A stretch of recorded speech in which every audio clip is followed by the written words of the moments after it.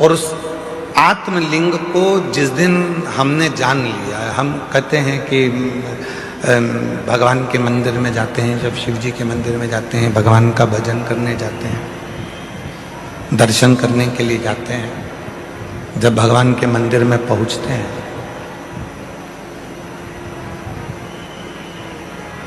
क्यों कहते हैं कि लोग कि गुरुजी एक लोटा जल और सारी समस्या का हल, ऐसे कैसे हो सकता?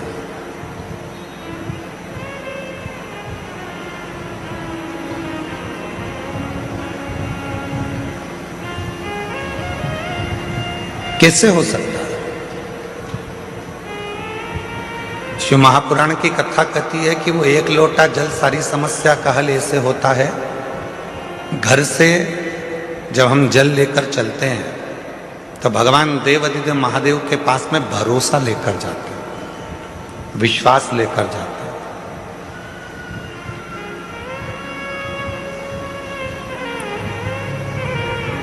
ये आत्मलिंग जब शिवलिंग के सामने जाता है और आत्मलिंग और शिवलिंग के बीच में जो जल चढ़ाया जाता है, जो जल चढ़ता है, वो आत्मलिंग और शिवलिंग के विश्वास को, भरोसे को दृढ़ कर देता है।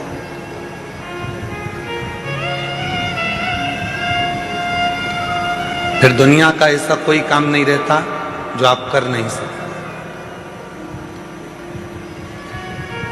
दुनिया का ऐसा कोई कार्य नहीं होगा जो आप कर नहीं पाओगे, फिर वो कार्य पूर्ण होता ही, वो कार्य सफल होता ही।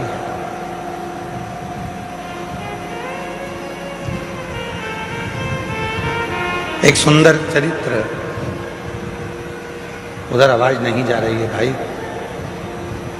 आप आवाज खोल रहे हो परंतु वो गूंज रही है, उसको डीले कम करो क्योंकि वैसे ही वो हॉल है ना तो गूंज रही है, और आवाज को क्लियर करो। और इधर साइड में आवाज नहीं जा रही, तुम्हारे लड़कों को भेजो उधर सुनने के लिए। उधर भी नहीं आ रही है क्या? उधर भी लड़कों को भेजिए। शिव कथा कह रही है, भगवान देवाधिदेव महादेव का चरित्र कह रहा है, भगवान शंकर की पवित्र कथा कह रही है। शिव को रामचरितमानस में विश्वास कहा,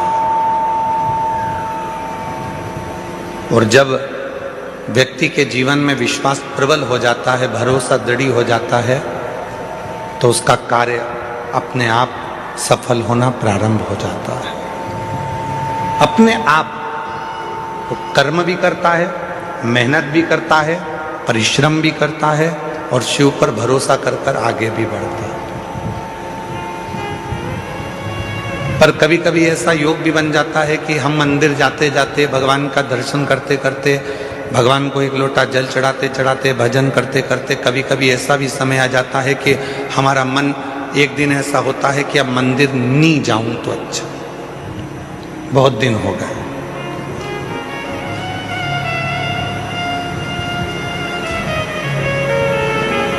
रोज कथा सुनते हो, प्रतिदिन कथा को श्रवण करते, और कभी कभी मन ऐसा भी कर जाता है कि अब 2, 4, 8 दिन अभी जरा मैं अभी कथा नहीं सुनूंगी, अभी मैं सीरियल देखूंगी, नाटक देखूंगी, कभी कभी मन करता।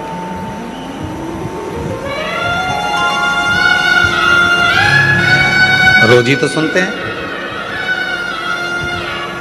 प्रतिदिन तो श्रवण करते हैं, तो अब मैं कथा ना सुनकर मैं नाटक देखूंगी, सीरियल देखूंगी। आवाज गूंज रही है, खींच के बोलना पड़ रहा है, आवाज को क्लियर करो आवाज।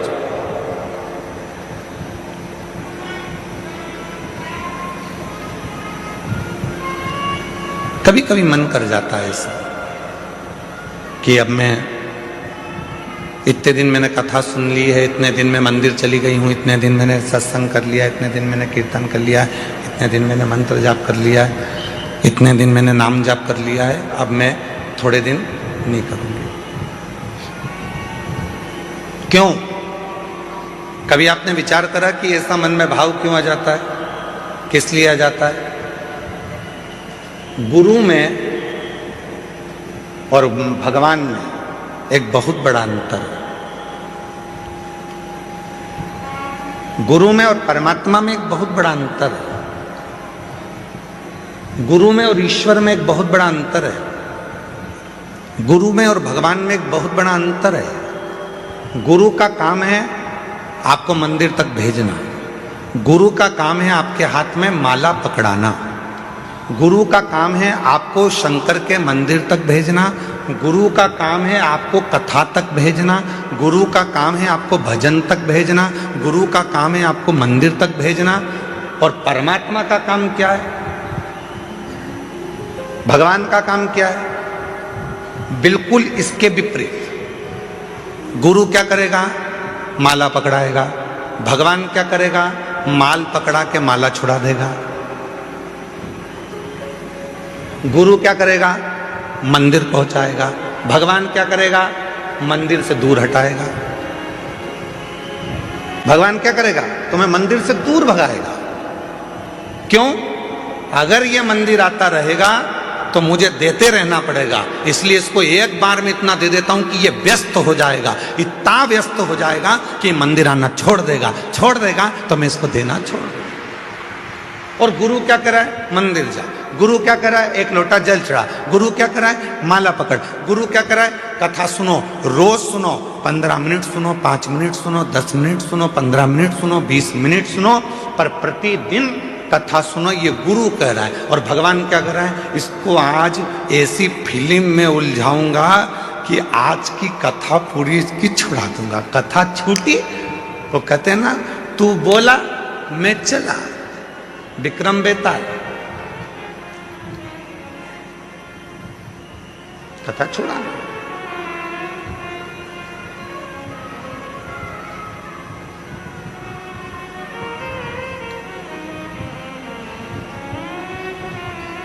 गुरु मंदिर भेज रहा है, गुरु शिवालय तक भेज रहा है, गुरु परमात्मा के पास भेज रहा है, गुरु सत्संग में भेज रहा है, गुरु परमात्मा की भक्ति में भेज रहा है। और परमात्मा मंदिर को छुड़ा रहे हैं, माला छुड़ा रहे हैं, सत्संग छुड़ा रहे हैं, भजन छुड़ा रहे हैं। अगर ये भजन करता रहेगा, सत्संग करता रहेगा, नाम जाप करता रहेगा, स्मरण करता रहेगा तो मुझे देते रहना पड़ेगा। वो छुड़ा रहा। कोई कहता है गुरुजी मैंने इतने पंडाल में कथा सुन ली फिर भी मेरा बाबा नहीं सुन रहा। मैं इतनी बार धाम पर आ गई पर मेरा बाबा नहीं सुन रहा। मैं इतनी बार जल चढ़ाने के लिए मंदिर पहुंच गई तो भी मेरा बाबा नहीं सुनता। मैंने पशुपति व्रत इतनी बार कर लिए तो भी मेरा बाबा नहीं सुनता। नहीं सुनता तो क्या बाबा से झगड़ा कर लोगे? क्या बाप और बेटी का रिश्ता खत्म हो जाएगा?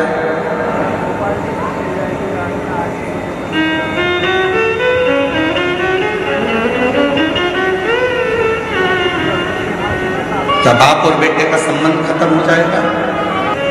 एक बच्चा बहुत रो रहा था, बहुत, और बच्चा बहुत रो रहा था, बहुत रो रहा था। पास में बैठे हुए लोग कह रहे थे बच्चा इतना रो रहा है, बहन जी तुम्हारे हाथ में दूध की बोतल है तो उस बच्चे को दूध क्यों नहीं पिला देती हो? बहन जी ढक्कन खोलती हैं उस दूध की बोतल का, फिर हाथ लगा कर देखती हैं। बच्चा बिलक बिलक कर रो रहा है, भूखा है, माँ उसको दूध नहीं दे रही। दूध की बोतल पकड़ी है पर दूध नहीं दे रही। फिर रोया बच्चा, माँ उसको दूध नहीं दे रही। माँ ने बोतल का दूध हाथ में लिया,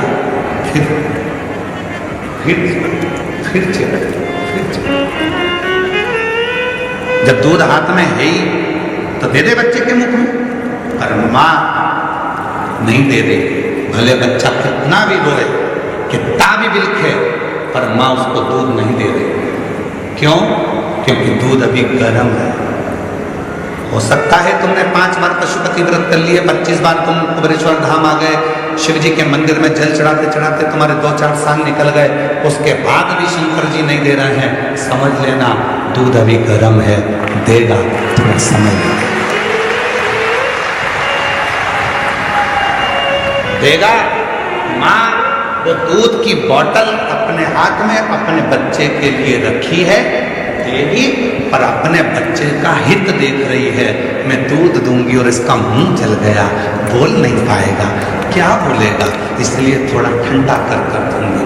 भगवान भी ऐसा नहीं है कि मेरा कुबेरेश्वर बाबा तुम्हारी झोली नहीं भरेगा, तुम आए हो देगा, किसी को जल्दी देगा, किसी को देर से देगा, पर यह मत सोचना कि तुम उसके यहाँ जाओगे नहीं, जाते रहो। जैसे बच्चा रो रहा है, बिलख रहा है, तो भी माँ हाथ में दूध की बोतल रखी है, दूंगी, चिंता मत कर।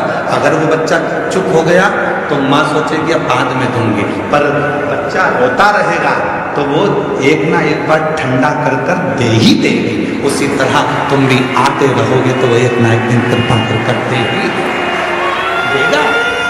थोड़ा समय लगेगा, थोड़ा सा। तुम्हें तो जल्दी है, नहीं बाबा मुझे तब भी दो, नहीं बाबा मुझे तो देना ही पड़ेगा। वो बहन सतना वाली बोल के गई है, हर महीने आ जाती थी कुबेरेश्वर धाम पर, शाम की आरती करती थी प्रदोष काल की, शाम की आरती कर कर बाबा से झोली पसार कर जब स्तुति होती है, उस स्तुति को कर कर में सबसे महंगा क्या है? सोना महंगा, चांदी महंगा, हीरा महंगा, तांबा महंगा, पीतल महंगा, घर महंगा, जमीन महंगी। दुनिया में सबसे ज्यादा महंगा क्या है? तो शिव महापुराण में भगवान शंकर नंदी से कहते हैं दुनिया में सबसे ज्यादा महंगा है भरोसा। वो दुनिया का सबसे महंगी चीज। जिस पर भरोसा करोगे वो एक ना एक दिन तुम्हारे भरोसे को तोड़ दे, और वो भरोसा इतना महंगा है कि हर किसी पर करा नहीं जा सकता। उस भरोसे को बस कर सकते हो तो अपने आप पर करो, अपने बाप पर और अपने देव अधिदेव महादेव पर इतना भरोसा करना कि ये मुझे पार लगा।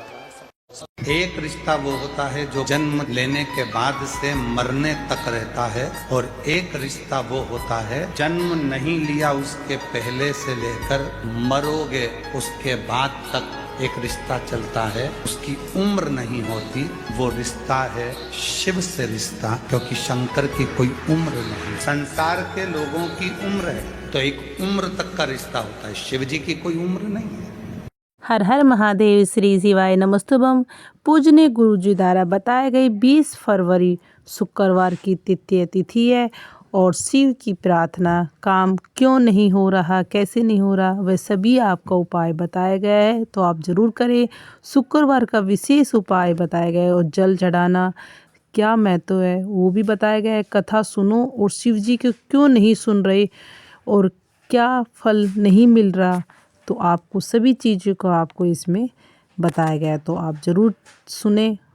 और ये कथा अच्छी लगी है तो लाइक शेयर करना बिल्कुल ना भूलें। हर हर महादेव।